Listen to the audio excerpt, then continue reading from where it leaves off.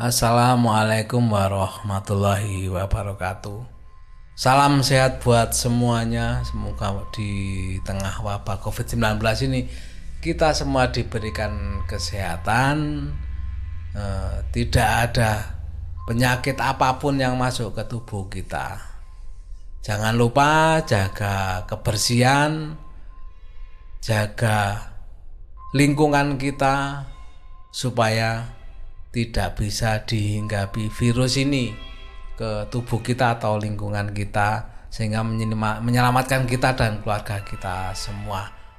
Semoga doa ini dikabulkan oleh Allah Ta'ala. Amin ya robbal alamin. Untuk yang belum subscribe, jangan lupa subscribe ya, untuk cerita-cerita Pak D selanjutnya. Jangan lupa komen dan like-nya. Untuk yang di Spotify jangan lupa follow ya, supaya bisa tahu update cerita terbaru dari Dongeng Tengah Malam. Kali ini saya akan membawakan cerita dari kiriman Mas Andre ya. Pengalaman semasa dia kuliah di salah satu kampus di Jakarta ya. Sebenarnya Mas Andre ini lahir dan besar di Kota Malang. Tapi karena orang tuanya menyuruh untuk kuliah di luar kota, jadi Mas Andre menjatuhkan pilihannya ini ke kota Jakarta sebagai tempatnya untuk menimba ilmu. Kejadian yang dialami Mas Andre itu sekitar tahun 2002, ketika Mas Andre tinggal di satu kos-kosan yang memang kos-kosannya ini dekat dengan kampusnya, dan kebetulan kos-kosannya ini kan dihuni oleh para pekerja ya, atau pegawai kantoran, dan yang masih kuliah ini hanya Mas Andre sendiri. Sebenarnya sih nggak terlalu suka ya Mas Andre ya, karena tinggal di kos-kosan barengan dengan para pekerja ini, kan umurannya jelas di atas semua. Dan dia sebenarnya memilih pinginnya itu memilih di kos-kosan sebelahnya yang bisa disebut KB12. Karena apa? Di tempat kosnya sekarang ini itu kan ya maklum lah, sudah dewasa ya. Yang kos-kos itu kan sudah dewasa semua, banyak aturannya lah. Bagi seorang Mas Andre yang masih jiwanya muda ini kan merasa kebebasannya ini dibatasi dengan aturan-aturan itu. Tapi yang lain karena mungkin sudah dewasa, tidak ingin yang apa ya, maksudnya udah pulang kerja capek kan, hanya perlu tempat untuk istirahat saja. Beda dengan Mas Andre ini ya. Lah sedang kos-kosan yang di KB12 yang di sebelahnya ini, Mas Andre melihat bahwa tempat tersebut itu bebas gitu loh, dan aturannya nggak terlalu banyak, sedikit sekali aturannya itu. Sampai Mas Andre itu berpesan sama penjaga di kos KB12 ini, kalau ada tempat kosong Mas Andre berminat untuk menempati, tapi karena kan masih full jadi nggak bisa pindah ke sana. Ya, akhirnya ya itu bisanya pesan sama penjaga kos-kosannya, kalau ada yang pindah atau keluar Mas Andre akan langsung masuk untuk menempati kamarnya yang kosong tadi. Dan kebetulan penjaganya juga siap menjanjikan gitu loh, kalau memang ada yang kosong akan segera mengabari Mas Andre. Sampai sekitar 6 bulan ya, akhirnya kabar dari penjaga kos itu datang dan menyampaikan bahwa ada salah satu kamar yang kosong di lantai 2. Sedikit digambarkan ya untuk kos tersebut ya. Jadi kosan tersebut terletak di pojok, dan kebetulan komplek tersebut ada jalan buntu. Ada 2 lantai, 5 unit di bawah dan 6 unit di kamar lantai 2. Nah, balik lagi ya. Setelah mendengar kabar ada kamar kosong, segera aja Mas Andre ini beres-beres kamarnya, siap-siap untuk pindah. Karena kebetulan pada hari itu ada teman sekolah Mas Andre yang dari Malang itu datang berkunjung dan menginap, jadi semakin ringan lah proses pindahan Mas Andri dari kos yang lama mau ke kosan yang baru itu.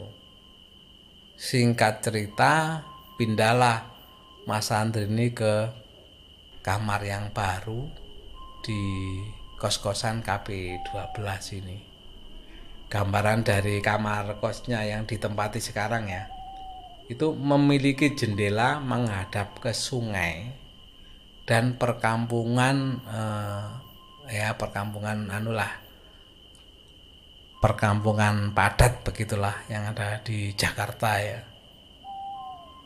Mas Andri dan temannya ini menata kamar dengan posisi kasur diletakkan di sudut kamar dengan posisi kepala dekat jendela, dan waktu itu TV diletakkan sejajar di depan kasur, sedangkan barang-barang lain di sebelah kiri dan kanan adalah tembok yang terbuat dari kayu. Dan disinilah awal mulai ceritanya. Dan saat itu kan temannya masih menginap kurang lebih 1 minggu ya. Jadi menginap di kamarnya Mas Andri ini. Dan setelah 1 minggu, kan gak mungkin ya kan, ini temannya ini bermain kebetulan libur. Temannya ini akhirnya ya pulang karena harus kuliah lagi. Dan waktu itu memang musim hujan, dan malam itu hujan gerimis. Setelah Mas Andri ini mengantarkan temannya untuk pulang, dia kan mengantarkan sampai ke stasiun Gambir ya. Setelah mengantarkan, otomatis pengantar di sini kan segera kembali. Kan kondisi di luar masih gerimis. Begitu sampai kos-kosan ya, Mas Andri bergegas segera mandi. Habis mandi ya langsung istirahat karena ya capek juga habis ngantar temannya.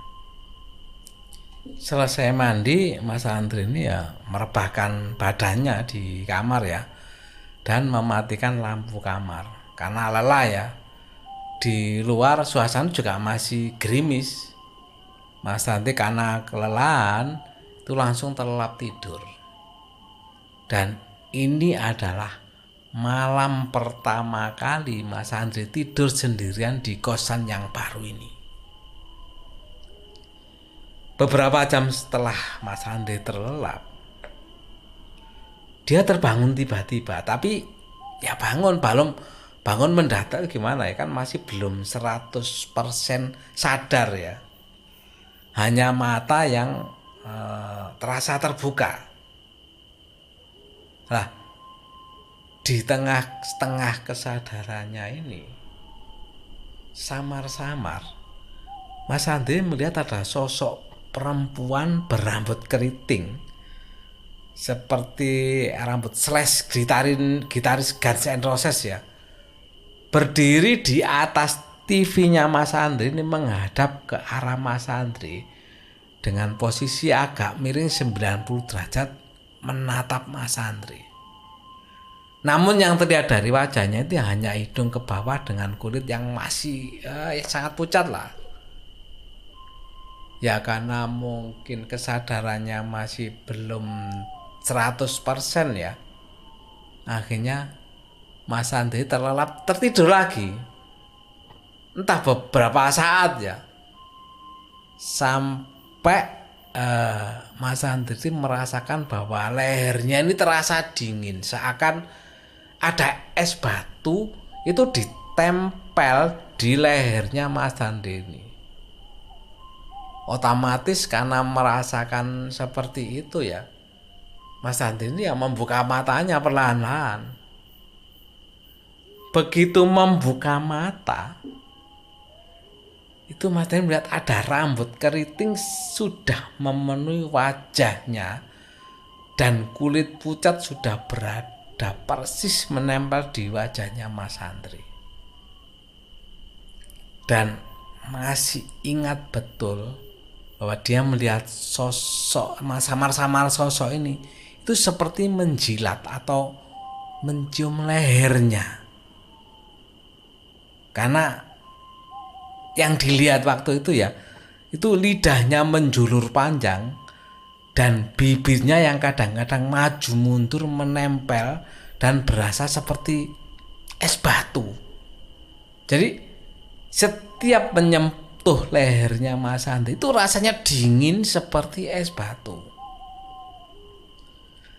Dengan melihat itu tentu saja siapa yang gak takut? Semua orang pasti takut. Spontan Mas Andri ini sekuat tenaga berontak dan mencoba melawan. Dan perlawanan itu tidak semudah membalik tangan ya. Karena kondisinya pada waktu itu kan sebenarnya kan kalau ngomong masih 100% belum sadar. Jadi dia berusaha melawan itu tidak segampang seperti orang sadar ya. Orang sadar kan begitu melawan langsung bergerak. Itu kan tidak semudah itu. Akhirnya dia berusaha lama sampai dia bisa bergerak. Dia bisa bangun dan begitu sadar dia langsung meloncat dari tempat tidurnya dan menyalakan lampu. Begitu lampu dinyalakan ternyata sosok itu sudah gak kelihatan lagi. Tapi perasaan takut kan masih menyelimuti ya. Bayangkan ya, barusan kejadian bahwa dia itu dijilati dengan rambut sosok penampakan berwajah pucat berambut keriting, bahkan sempat menyentuh lehernya itu seperti menjilati dinginnya itu, nempel dinginnya kayak es. Ya rasa takut ini masih menempel pada diri Mas Andri ini. Seperti pada umumnya keringat dingin kan keluar bercocoran ya. Dan yang bisa dilakukan hanya memohon perlindungan. Jadi dia hanya bisa meminta dan berdoa kepada Yang Maha Kuasa ya. Ya berdoa sebisa mungkin lah. Mudah-mudahan jangan sampai diganggu lagi hal seperti itu. Dan semenjak kejadian itu, walaupun di malam hari tidak dinampaki ya penampakan yang terjadi pada waktu itu, tetapi tiap pagi itu setiap kali Mas Andri menyapu membersihkan kamarnya, dia itu selalu menemukan rambut panjang. Jadi dia nyapu tuh mesti nemu rambut panjang, padahal rambutnya Mas Andri tidak panjang alias pendek. Nah terus dari mana rambut panjang itu? Dan itu pun ketemu tidak sekali dua kali. Jadi tiap kali membersihkan ya tiap kali membersihkan lah, itu masih menemukan rambut panjang yang tidak tahu dari mana asalnya rambut itu.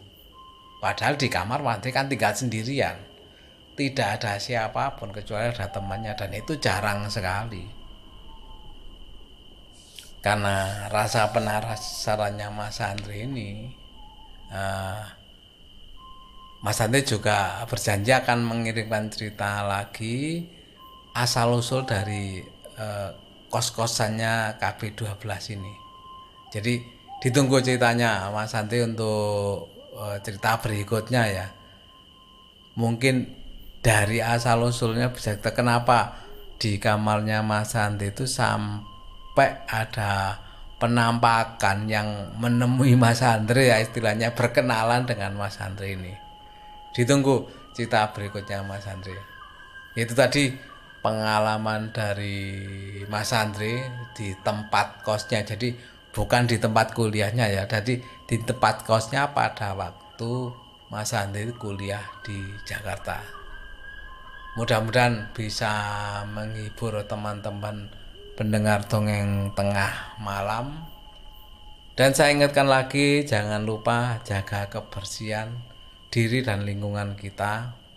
Dan saya akhiri, wassalamualaikum warahmatullahi wabarakatuh.